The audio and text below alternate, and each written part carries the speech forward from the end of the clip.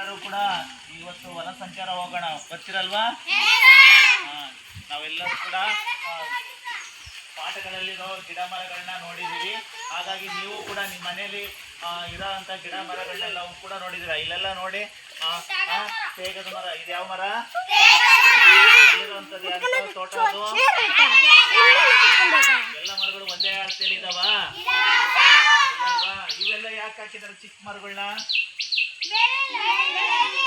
ದೊಡ್ಡ ಮರಗಳೆಲ್ಲವೂ ಹಾಳಾಗಿರೋದ್ರಿಂದ ಇವು ಮತ್ತೆ ಹೊಸ ಮರಗಳನ್ನ ಬೆಳೆದಿದ್ದಾರೆ. ಈ ಕಡೆ ಇರೋದು ಕೂಡ ಅಡಿಕೆ ತೋಟ. ಇದೇನು ಎಂತ ಮರ ಇದು? ಇದು ಎಂತ ಮರ?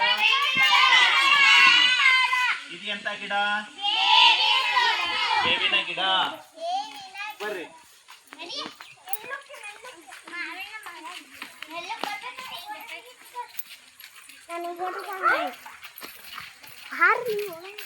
ಇಲ್ಲಿ ನೋಡ್ರಿ, ಈ ಮರಕ್ಕೂ ಈ ಮರಕ್ಕೂ ಏನ್ ವ್ಯತ್ಯಾಸ ಇದೆ? ಅದು ಎಷ್ಟು ದಪ್ಪ ಇದೆ ಅಲ್ವಾ?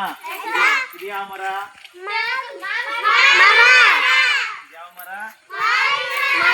ಇದು ಮಾವಿನ ಮರ. ಇದ್ರ ಎಲೆ ಹೆಂಗಿದೆ? ಚೂಪಾದ ಎಲೆಗಳಿದೆ. ಇದು ಈ ಮರದ ತೇಗದ ಮರದ ಎಲೆಗಳು ಹೆಂಗಿದಾವೆ? ಎಲ್ಲ ಇದೆ ಅಲ್ವಾ? ಎಲ್ಲಾ ಮರದ ಎಲೆಗಳು ಒಂದೇ ರೀತಿಯಲ್ಲಿ ಇರ್ತಾವ? ಆದ್ರೆ ಅಡಿಕೆಯಲ್ಲಿರೋಂಥ ಎಲೆಗಳನ್ನ ನೋಡ್ರಿ, ಗರಿಗಳು ಹೆಂಗಿದಾವೆ?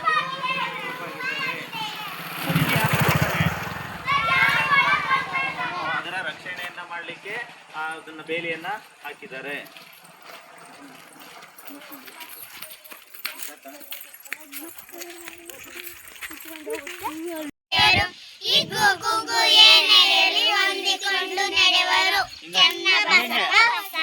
ಈ ಕಡೆ ಹಿಂಗಂದು ಕೈಯ